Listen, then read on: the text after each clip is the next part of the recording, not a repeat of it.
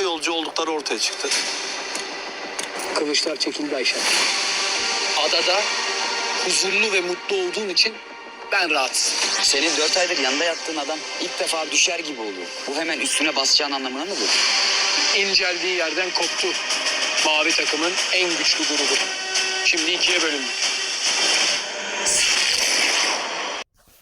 Arkadaşlar merhabalar, kanalıma hoş geldiniz. Ben İbrahim Öztekin. Evet arkadaşlar, sizce Survivor'dan kim veda edecek?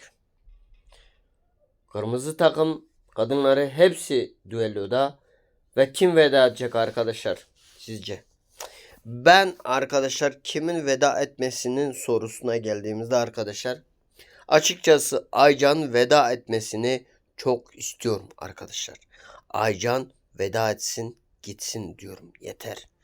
Sizce kim veda edecek? Yorumları bekliyoruz. Kanalımıza abone olmayı unutmayın. Hoşçakalın.